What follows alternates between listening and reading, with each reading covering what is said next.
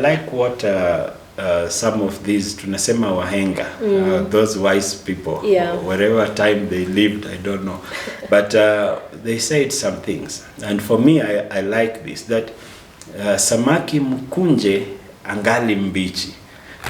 Someone told me, a male friend told me, now you need to stop shouting, and you need to stop trying to be physical with these boys, because you might think you want to hit him and you have every right to, and then he will defend himself, and as a mother you'll start screaming and saying he's fighting back, ananipiga.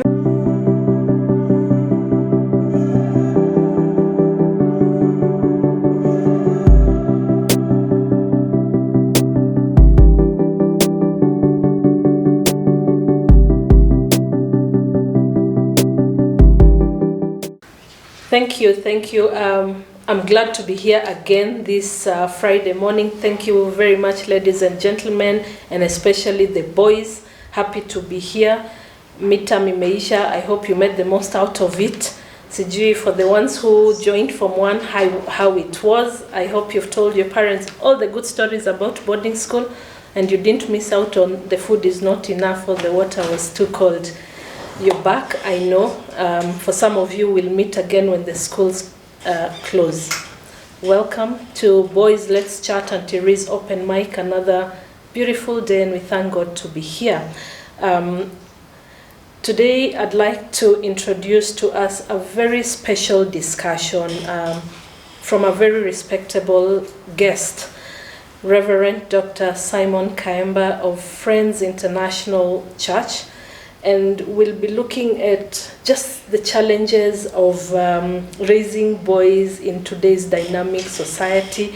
We want to continue to engage with you. So even as we start the show, I'd like to encourage you to subscribe, to like, to share the link, invite your friends. I would also like to take this opportunity to thank you for reaching out to us on the socials. Instagram is hot. The inboxes are flowing. We are happy. We are interacting. We have strived to respond to all the queries that were raised by the boys. So keep continuing to engage with us. We will keep talking. We have also been invited to a few schools, so we will be sharing some of the videos on the conversations that we have. So let's sit back, enjoy the Friday, and let's listen in. So, Dr. Khaemba, karibu sana hapa kwa hii kwanza huwa tunafanya hivi, alafu tunasema Boys Let's Chat. Boys Let's Chat. Yes, so please welcome, introduce yourself for now as we delve into the deeper discussions. Okay, thank you so much, Aunt Terry, for this opportunity.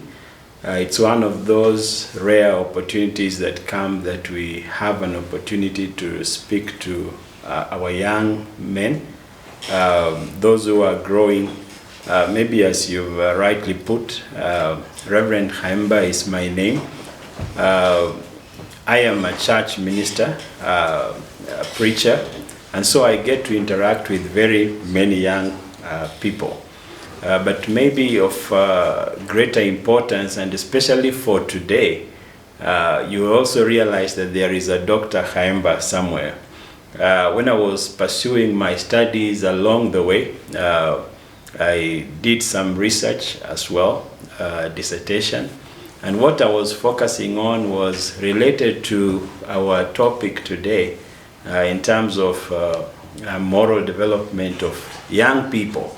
You see now, like where you are, what is it that shapes the character? What is it that shapes your morals, your values? And so I happened to visit a number of schools, learning institutions, especially secondary schools, and just see how churches have actually been involved in trying to ensure moral development of young people. And I was challenged because people receive it differently. There are those who receive it positively. There are young people who don't receive it positively. But it's a safari, it's a journey. And so as we share today, my hope is that young people somewhere, maybe you are seated there and you examine your life You look at yourself, what kind of a person am I? What are some of the things that I love to do? And how do people view the things that you love so much, the things that you engage in? And so for me, it is a joy to be here and to just share. Asante. Thank So you. just before we get into the serious matter, I wanted to just understand from your experience as from pastoral experience, Right. what do you think is that one unique thing that parents face, especially in raising boys in this era? That one thing, I think from what I have seen is that our young people of today are exposed to too many things. And so there is, you cannot really place your finger on one specific thing, because around us, for example, today we are in a more of a world that is open, internet, everything like that. Yeah. And so young people of today, everyone is like seeking to know what is happening, you get so much information as opposed to what people had in the past. I often tell people that consider somebody living in today's world, and then you compare them with those who lived 30 years ago. Somebody living today, a young person living today, is exposed to so much information from all over. And so it becomes very difficult to say that this will be the only source of information, because there are those who are being informed maybe from school, those that are being informed by friends, those that are being informed maybe by television, there are all these many sources of information. And these things, you see, like a normal parent of today will want to get up and get out, go do some work, whether you are Kali, employed somewhere. Some of our parents today are traveling all over the world, different places, and so they are not available at home. And this can contribute also to one or the other thing about young people and how they are growing today. I think that's what I think. Thank you. Just on that note, because before we get to the boys, we want to talk to parents. Again, in the pastoral space that you're in, yes. Do you believe that role modeling is important in raising boys, and are parents doing enough to be proper role models to the boys? And if they're not, should they introduce boys to churches where they can be able to have mentors or people? And so what is the influence of role modeling to the boy child in these times? Maybe whenever you talk of role modeling, I always imagine the young people that we do pre-marriage counseling. You know, some young person wants to get married, some young lady wants to get married. Ideally for me, I wouldn't want to wed people who are very young, in terms of you are below 20, maybe 21, 22. I feel a bit uncomfortable. But I prefer people who are now growing up, maybe towards the mid-20s and above. And when we talk, some of the issues that I would want us to reflect on is that what kind of family would you want to build? What kind of a home would you want to have? And sometimes we get to reflect on the homes from which people came from.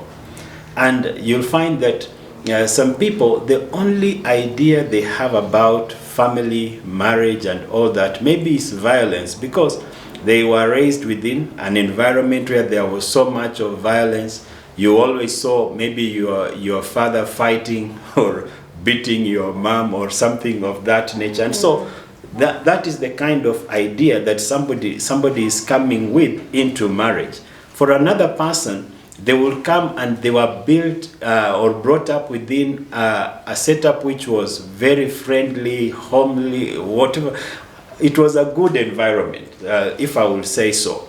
And so when they come into marriage, then the idea they have, the model they have within their minds is a very different one, as opposed to somebody who has been brought up in a place where there is conflict, all these abusive words and all that. And so there is the place of the father in modeling for his sons, so that they can also take those positive values about life, about work, about marriage, about everything, all these things. So it's very, very important. Dr. Khaemba, Thank you. the very unlikely event that maybe this boy or these boys grew up in that not so good environment, violent maybe, or rough, is there still hope, according to you, that we can handhold them, we can walk to them, or are we saying it's not redeemable?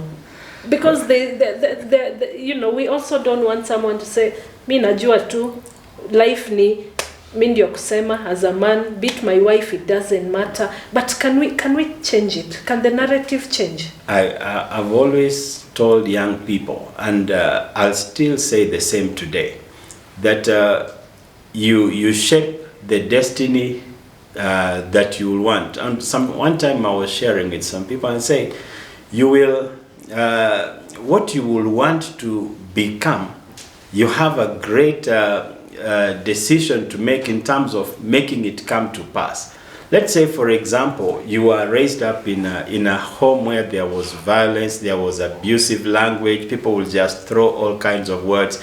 You can decide and say, for me, I will want things to be different. I wouldn't want to live the same life. Because if you saw, for example, your dad coming home drunk, your dad coming home throwing all these kinds of words, and that's not the family that you really wanted to have, I'll say that there is still hope, because people can change. And today I was reading something, by the way, in scripture, and for me it was interesting to think about it. A very common story about the prodigal son. This son, there were two boys in a family, with their dad being there. But then one of them said, the younger one said, Dad, give me what is mine. I want to go live my own life. And so the young man went, and the scriptures then say he spent all that he had and lived all this kind of life. But there was a time that came and things became difficult for him, and he said, no, I don't think where I am is the right place. I better just go back home. Maybe my dad will receive me, maybe. And you see, the dad was a good model in that particular story. But you see, there is the place of the young man himself getting to a point and saying, is this the life that I want? Or do I want a different kind of a life? And so when we decide and we say, I want to have a different one, then the options will be, for example, where can I get help? For some people, they will want to get help back in their families, back at home. They go back to their parents. Some people will want to maybe go to church, like some of us are in church. So they will come to us, and we sit and we engage, we talk. As much as I say that, I know different people also receive it differently. We have counselors out there who will always share their numbers and say, you can come, you can visit, you can get some counseling. And so some young people say, now going to a counselor, I'll be asked to pay this, or going back to going to church, some people will condemn me, or something like that. Some will say, if I go back home after messing up my life in this way, my parents don't want to see me. But let me say that there is still hope, and it is better to hope against hope, and just go like that young man who was the prodigal son said, let me just go home. Maybe my dad will receive. In fact, when I get there, I'll say, I don't want to be one of your children. I'll just be one of your servants or something to find acceptance. So, Dr. Khaemba, what we are saying is the church is open to receive these boys. About 3 weeks ago, we were dealing with a case, and they reached out to us and said, I don't think I'm redeemable. I think, I have messed so much. My parents told me I could go to hell if I wanted to. So I might as well live my life. This boy was 23. 23 is really the beginning of life, so to speak, or at least adult life. But he's there thinking, I cannot be redeemed, where he got into drugs. And he's now resorting to just living. So are you saying the church is welcoming us to bring them? One of the challenges that we will see, and this is real, it's out there, that you can mess up your life to such an extent that even your family don't want to see you. Nobody wants to trust you. Probably you've been at home, and these are the effects of, for example, using certain, let's say, drugs, or getting into alcohol consumption and all that. And when you go overboard, for example, you get to a point and you start even taking things from the house, you go sell so that you can go and use whatever stuff you've been using. So the more you do that, the family will start feeling so uncomfortable having you around. With them. Yeah. And so they will want to have you as far away as possible. But the question is it possible for somebody to still find hope and come back and be restored? Some of them will come to church. There was a time I met a young man who told me, yeah, I've been in this thing, and this is what I've been doing. But you see, it is not on me to start condemning them. They've come because they are remorseful. They've come because they want to be assisted. He came because he felt I'll be able to assist. And so we started to walk a certain journey with him. There are young people who have come to me in the past who have been involved in drunkenness, and somebody will say, I've tried. Some of them have even tried to connect them with some people, the recovery, for recovery and all that. Yes. Some of them we've even tried to take them to hospital for them to try and see if they can also do something from a medical perspective, and then we walk a journey to try and bring somebody back. But at the end of the day, for me, it is about an individual making a decision. So that one time, let me give an example. There was a time, people normally have a very negative picture about, we have this hospital in Nairobi, Mathare Mental Hospital, yeah? And so somebody was taken there, but this person felt like, I just need to be helped. Whatever it takes, I just want to leave this thing and be free. And so I went with the gentleman there. And the people were so receptive, and they really assisted us in terms of saying, okay, this is what you do. But one thing they said, if this person does not want to be assisted, we shouldn't even begin the journey. Why? Because we will assist him, he will come back to himself, and then when we let him go, he will go back to those things, because it's like you people have been pushing. You as a family are the ones pushing, and not the individual himself saying that I want to change, or I want to be helped. But when we get to a point and you feel like, I really want to be assisted to get out of this thing that I am in, I think it is the best place for one to begin. So there is hope, I must say. And I want to just pause there for a moment and say there is hope. There is hope. I know you out there are struggling with helplessness, perhaps struggling with the family having given up on you, struggling through alcohol, maybe you haven't been to school. There is hope.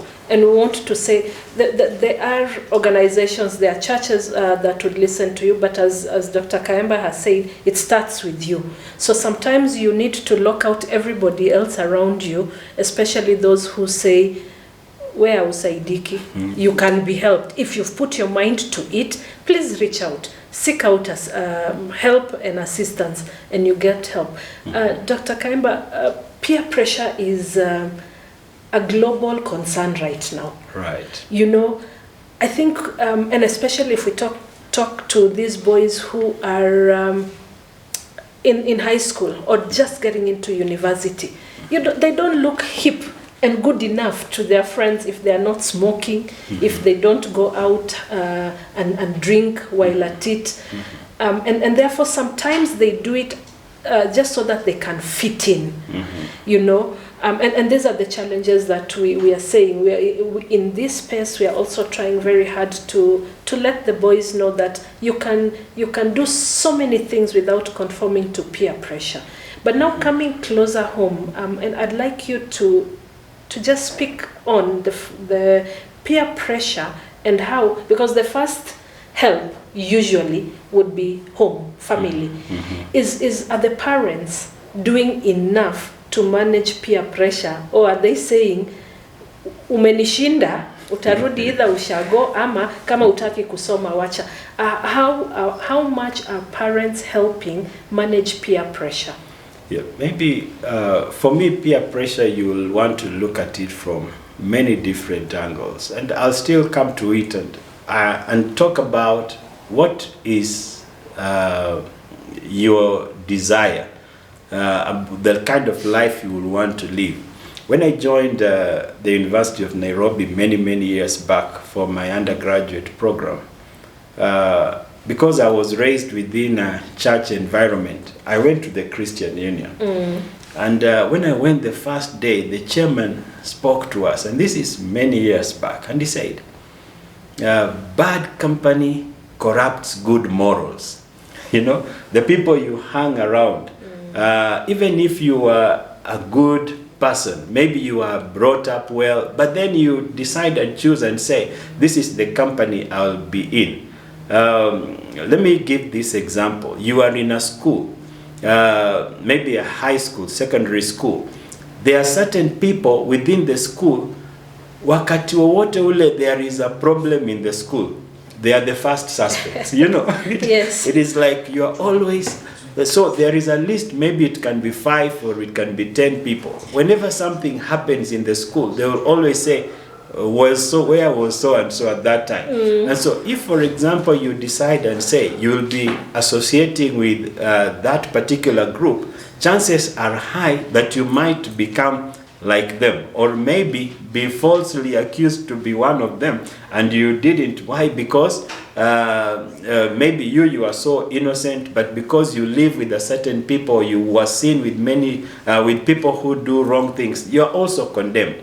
And so the place of peer pressure, it is real, because you want to be like your friends. Some of them, maybe the way they do things, labda wanapata, you know, the things they say about their lives, the things they are achieving and all that, and you feel like, even me, I want to achieve the same. And so you walk a life with them. Some of them will be young people that take alcoholic things, and I used to see that quite a bit at the university. And so some days you'll just see some group of young people go together some places. But somebody said choices have consequences. You can choose for yourself that I want to go with this group, or you can choose and say, I will keep myself away from this particular group. And so the people you associate with, so that the English people go to some point and say that show me your friends and I'll tell you the kind of person you are. Yeah, or birds of a feather flock together. And so when I see you walk with certain people, I can nearly say that most likely you also are like them.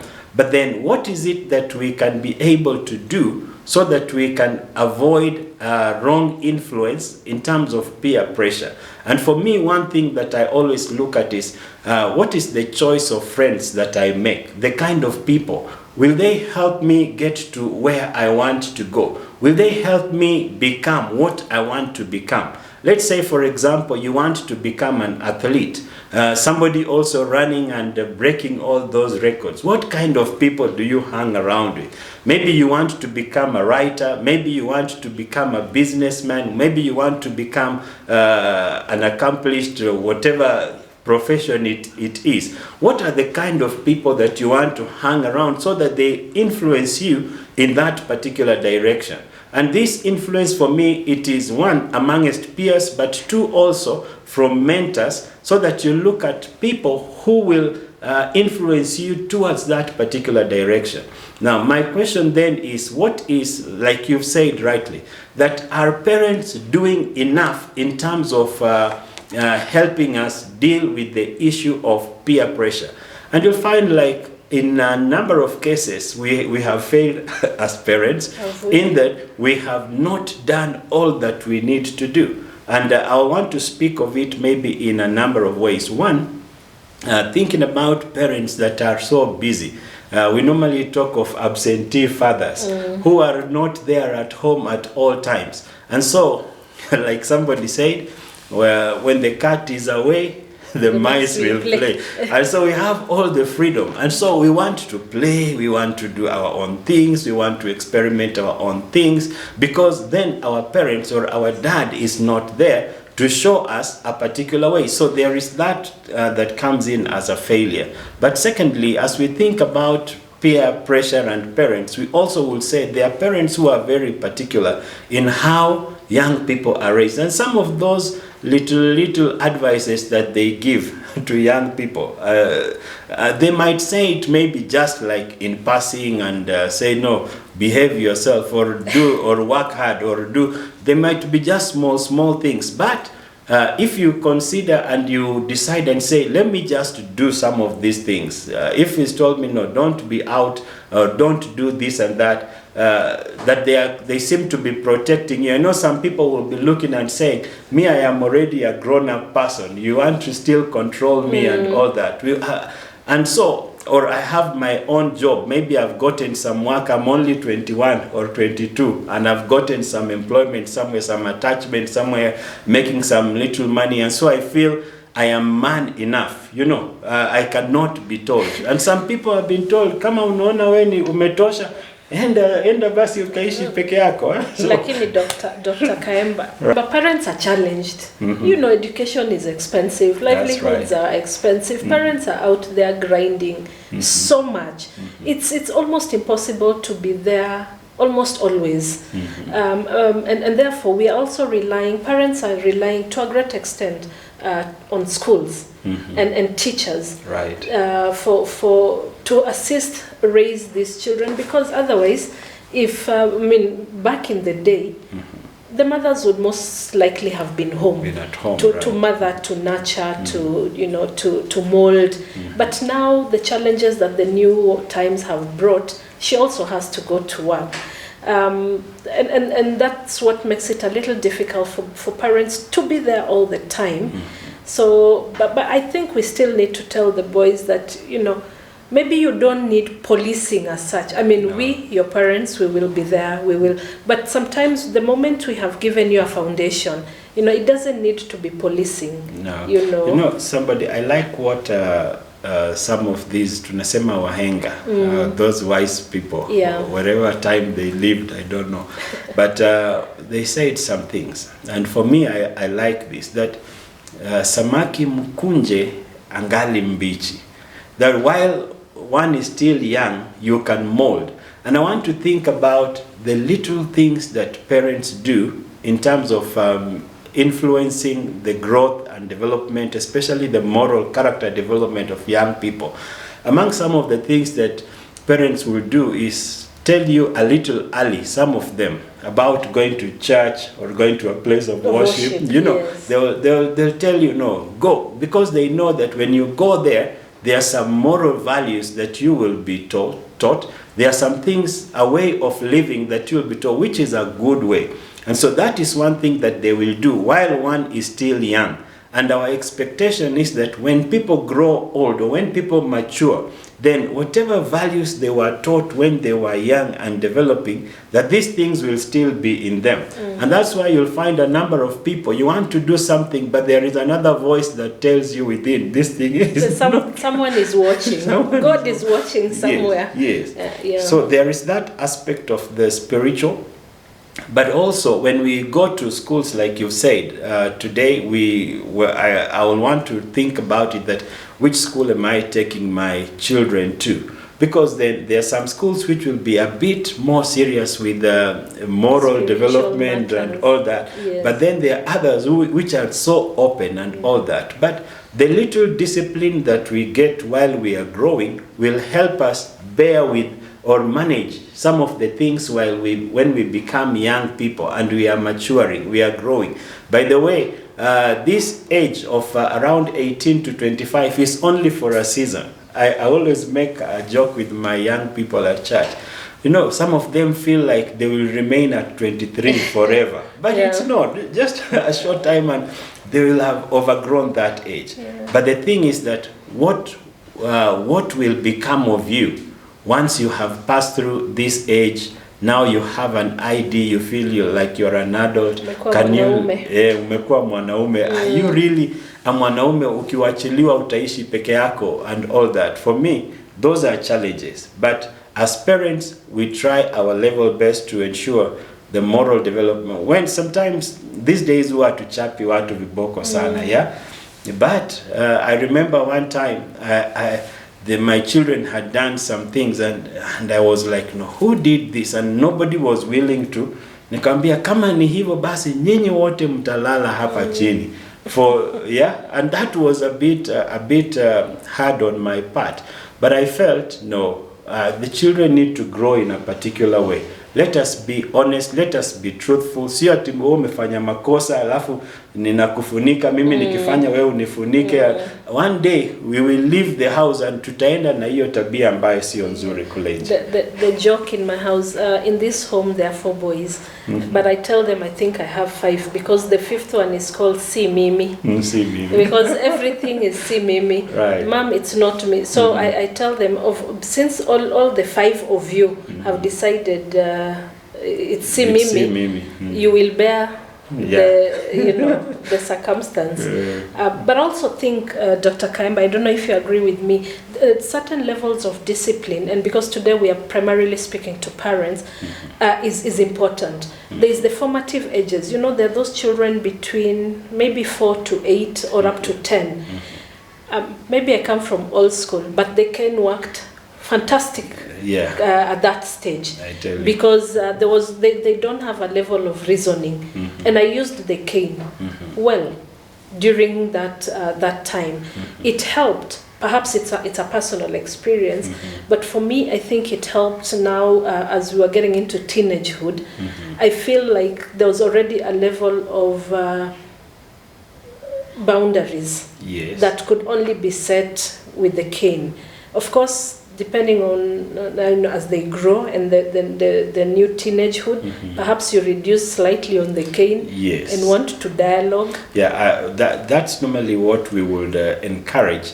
For example, that when we were young children, I think the youngest, I don't know, when did I start to, maybe when they were still very young, and they want to put everything in the mouth and all that, and so you do. That is, But you see, when people grow and get to their teens, we start engaging now to reason, like, no, this thing that you've done is not right, or this thing that you are doing, yes, continue, it is a good thing.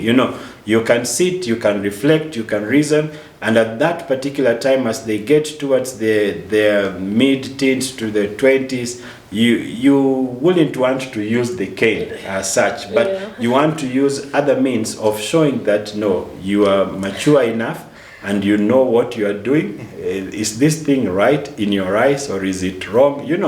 They can reason at that particular point. That's what I think. I remember a very funny incident. Someone told me, a male friend told me, now you need to stop shouting, and you need to stop trying to be physical with these boys, because you might think you want to hit him, and you have every right to. And then he will defend himself. And as a mother, you'll start screaming and saying, he's fighting back, and ananipiga. So can you stop? And because at that time, he akupigi, but he's trying to defend himself. Because now, if you are bringing your hand to slap him, and then he holds your hand, it's of course, I'll throw a tantrum. I'll say, now you want us to fight. Yes. Dr. Regardless of religious affiliation, I still think that spiritual and personal development and character development is very, very important in the upbringing of a child, be they boys or girls. And therefore, what I wanted to hear from you, and maybe you can enlighten the parents a little more, is what more should parents do to foster a deeper spiritual connection for the purpose of growth for the boys? For me, I look at the whole aspect of being purposeful in what you are doing, because then if you are a parent and you will want to see certain traits manifested in your children or your sons and all that, it is always good, like I've said, to begin while they're young. And let me use my own example. For example, that time my dad will make it every other evening, he will want you to do some scripture reading, and then you pray before you retire to bed. He will always make sure that before you take your meal, you have to pray. You know, that is being very purposeful in what he is doing. He will say, for example, today is a day for worship, so people have to go to the place of worship. One could not decide and say, oh, I'll go and take care of the animals, or I'll go and do this. No, everybody has to go. And so there are things that parents can do, and one of them, I like talking about it. For example, when we are thinking of young people and they want to start their own families, to start their own homes, then we say, what is it that you really wish to have?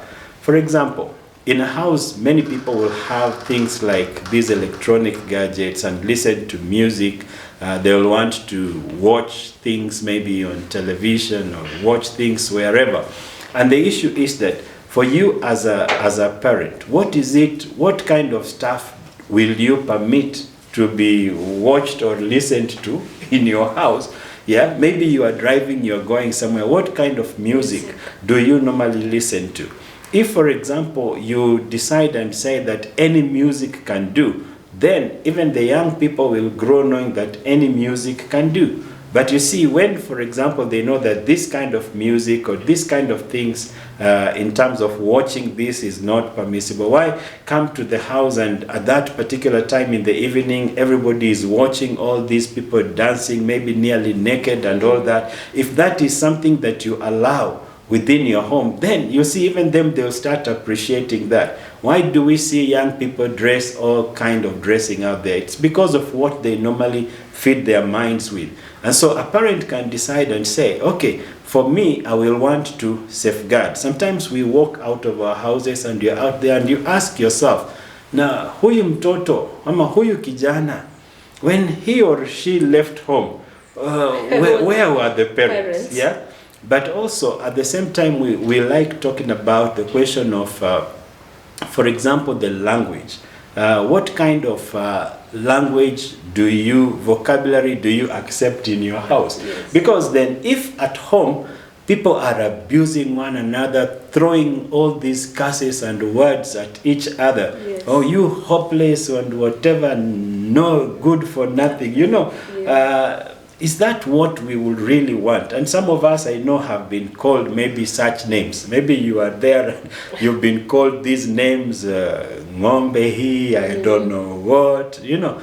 So all these things happen in some of these places. But you see, a parent can decide and say, I remember one time my children, I brought them up largely in a confined way. And so one time the children went out and interacted with other children. I didn't know about it. When I came back home in the evening, then one of my children used a certain vocabulary, which for me was very strange. Yeah. And I was like, where did you pick this one? Because you see, as a parent, you also want to take note of what is going on in the lives of the young ones, so that you are not just letting go. And so for me, I asked the mother, where did these children? Then she said, no, today I allowed them to go and play with other children at a certain place. And I said, oh. And then I said, no, I wouldn't want us to continue Dr. Khaemba, that. allow me to throw spanner in the works. Okay. We are living in a, I don't want to say different, let me call it new world. Yes. Our children are exposed to TikTok, and then all these children who are listening to us, TikTok, social media is abuzz every possible thing.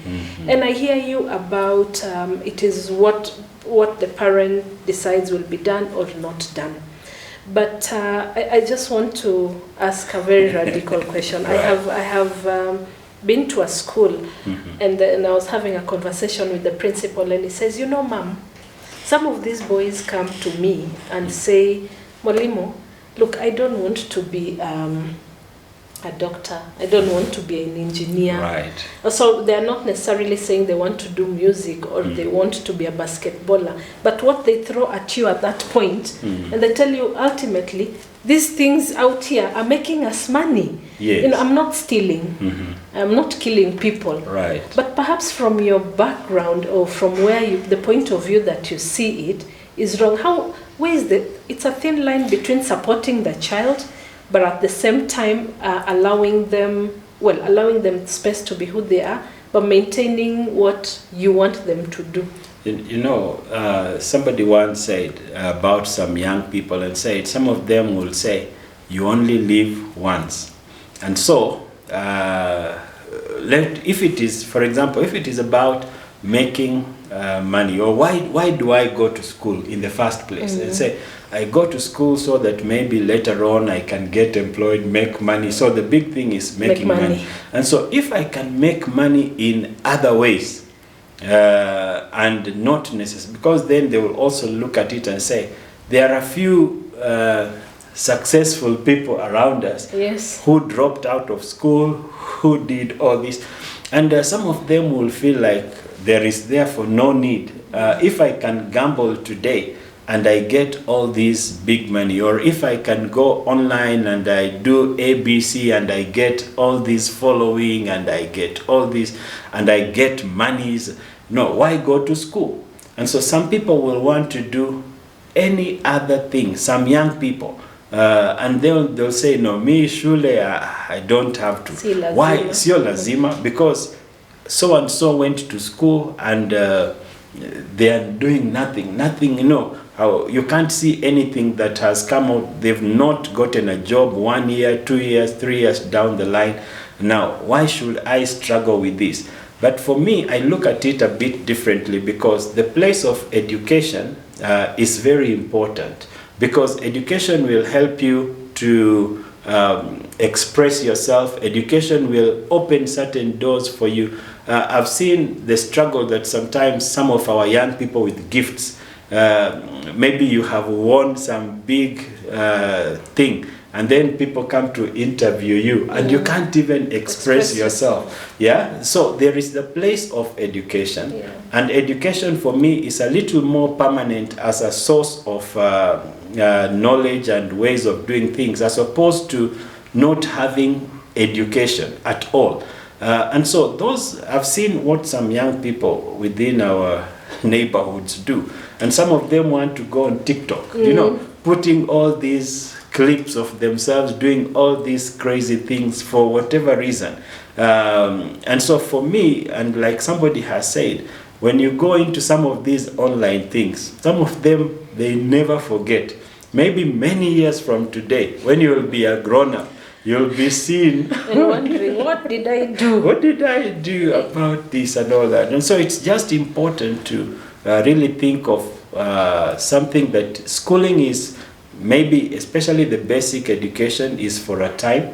It may only be for these 10, 20 years, and then thereafter you have all this open thing. So forcing or pushing or encouraging our young guys and whatever to go to school is not in vain. It is just to ensure that they have a foundation. For us as parents, we are looking at giving them a foundation so that when they finally leave our confines and go out there, that they can also be able to do their own thing independently. Just my thought. Dr. Khaemba, family setups are changing significantly. Lately, we are seeing a lot of ladies who are opting to be single mothers out of choice. Of course, we have family setups where issues of divorce or death of one parent, and therefore, in whichever form, there are certain children who are growing up in families where there is no, the mother and the father is not there. Many years ago, we were told that the character of boys was built by the fathers, and the character of the girls was helped or molded by the mothers. Now, in the absence of all this, and today we are talking to parents with Dr. Khaemba.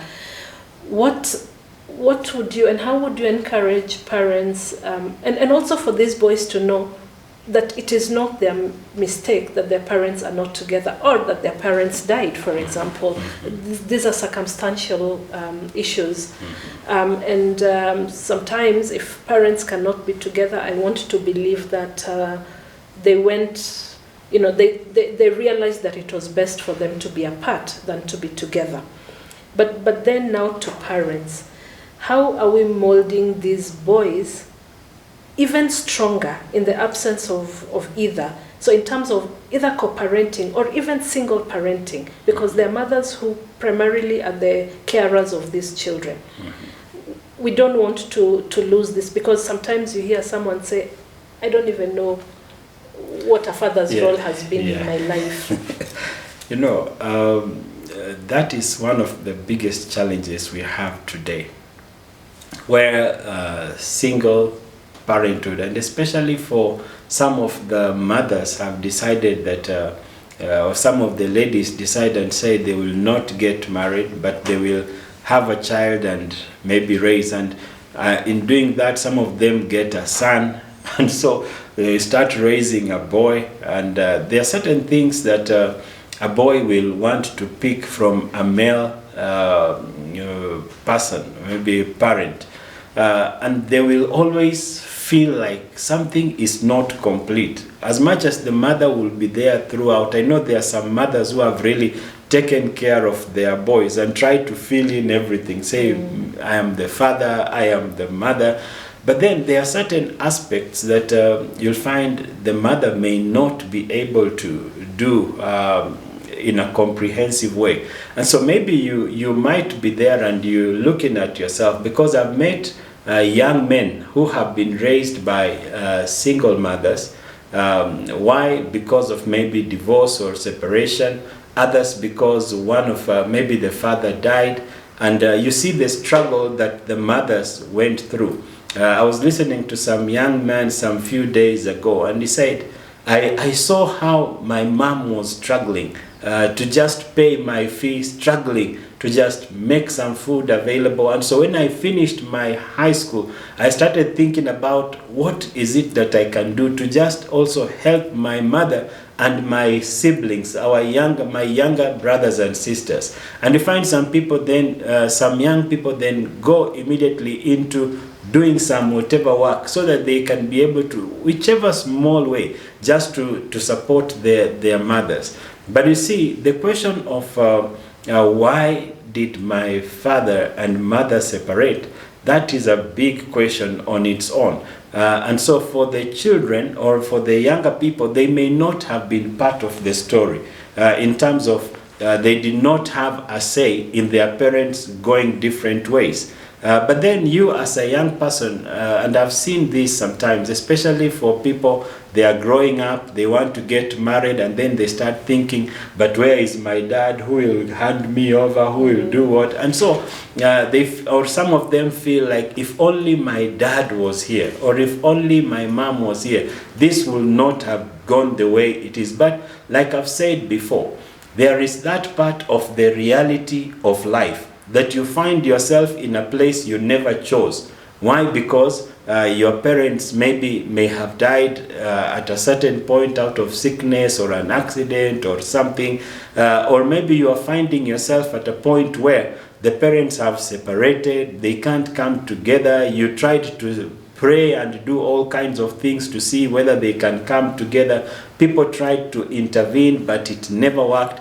It was not maybe within your power as a young person to actually bring them back together. Sometimes we try, maybe by our crying or by our doing what, maybe we reach out even to our other members of the family to try and reconcile. But when things don't happen, we don't have to necessarily condemn ourselves. Sometimes life brings challenges, and there are seasons that come in people's lives, some of them seasons of joy, some of them seasons of pain, but we need to find a way of bearing with our seasons of pain and handling and making choices that will be for our future good. And so even for me and Tri, as we talk about this, I want to be alive to the fact that people are going through different things. You can be maybe from a background where parents did not have so much of wealth, so much of property, so much, and then you are just left there all of a sudden, nothing. Some people are even chased away from home. And so you are out there, you have nowhere to go, nobody to turn to.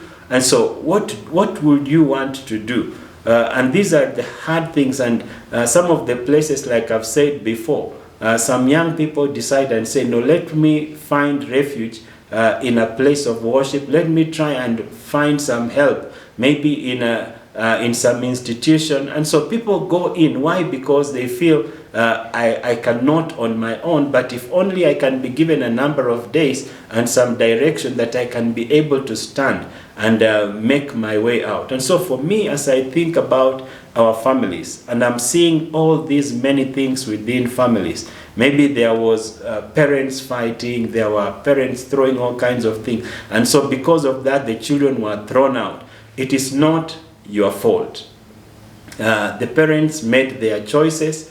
You may not be able to change it, but you can also determine and say, this is the kind of life I would really want. It may be difficult, it may not be easy to pick up, but one thing I must say is that there is still hope for you. There is still hope for many. You might know people out there who are also going through difficult times. One of the places that I always will want to give as a place for people to think about is places of worship. Go there, go to such spiritual centers and just open your heart to one of those leaders who are there. They may be able to say one or the other thing. Sometimes they'll make sense. Other times you'll feel like they are not making sense. But I want to believe that if we have a positive heart in terms of seeking assistance, we will always be able to get one. We don't have to be to give up on our lives and all that. And you never know what God will do for you. You never know what God will do for you, indeed. I think the boys have heard it today. They've listened and they will internalize and they'll reflect back. But because today we were also speaking to the parents, Dr. Khaemba, parenting is hard. And as a parting shot, I'm a parent and you, so are you. And parents out here are challenged.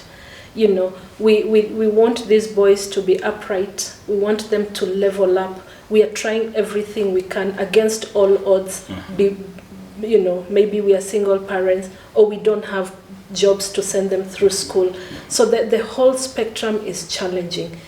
And sometimes, and like I say, when all is said and done, we want some level of hope.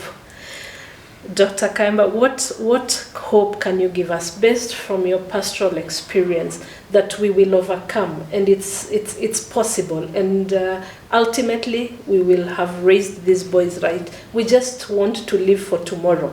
Please give us some encouragement and hope. Yeah, it is a real thing. Now, sometimes we want to look at our situations and just assess where am I at the moment. Let's say, for example, as a parent, maybe you are employed in some big organization or working somewhere, and all of a sudden the work is no longer there. And your children were schooling in a certain institution, but now you cannot be able to actually maintain them there. So it will call for cutting down in some way so that you adjust yourself. It may be for a time and all that, but that will also require that we still go out there. Whatever we can do, find to do, let's try and do something. You may be in a place where you are wondering now, what will I do with my children? They've been sent away. And I don't have anything. And this is the life that many people are living in today in Kenya. It's not very easy. But I always like from scripture. One time there is this David, a great king and whatever. But David had gone fighting some people. And then when he came back home with his armies, they found that other people had come and overrun their hometown, and taken everything from there, even their wives and children. And so the army or his people were like, wow, now why did we go? We should not have gone in the first place. These people could not have come terrorizing us here. But then David said, no, we have to go after them. And some of those people say, no, we can't go after them. We are too tired from where we've come from. But David, the scriptures then tell me that he encouraged himself in the Lord in terms of saying that, yes, things are difficult, but I have to pursue. I have to, so that we do not have to give up. Because there is that place where people just give up and say, now there is no hope. And this is both for parents and even for young people. That you look at your situation and you say, no, I can't try. No, I think what I would want to say, even as a minister of the gospel, is that it is always good to have a positive perspective to things and hope for the best. There were some 4 lepers one time in a city that had been besieged all around by their enemies, and they didn't have any food in the city. They didn't know what will become of them. People had started even thinking of eating one another, because if you go outside the city, you will be destroyed. And so, but then there were some lepers who were out there. One time they felt, let's go into the enemy's camp. If they kill us, we will die. But if they spare us, we will live. Because even if we stay here and we are hungry, of what good? Because we stay here, we die. We go out there, we may be killed, we still die. And so they decided to go. But in going, they found that, the enemies had, whatever had happened, and they fled, all those people who had surrounded the city. And so they found everything those people had, their stuff, they had left it there. And so I always encourage people that let us not just give up. That if there is something, some hope remaining, let us try. Whatever effort we can make, let us just stretch a little further. You never know when your breakthrough is going to come, because it might be that last moment, whatever effort that you are making, that will make a whole change. Maybe you have been sent away from home. They have always rejected you. I shared the story of the prodigal son, but he said, let me just go back. Because maybe you never know, by going back, maybe that day you will be accepted, you will be received back. And so there is still hope for us. Let us try and try again. We'll be able to make it. Thank you. They say that it's darkest just before dawn. There is hope. There is hope. And I think the message today was profound. It was deep. Parents, there is hope. You're winging it. You're doing it right. I think the message to the boys today is, even when you feel hopeless, the church is there for you. Your places of worship is there for you. There are people who are happy to hold your hand and to help you navigate through that period that you probably think is just you. I just want to let you know that many people are going through it, but there is hope that we can always overcome. And I always believe that for as long as we are alive, we have to keep the hope alive too. I think this is one of the most sober conversations I have had. I listened more than I spoke today. It was a very interesting conversation. Thank you so much, Dr. Khaemba. Thank you, boys, for listening. I still want to encourage you to please subscribe, like, share, invite your friends.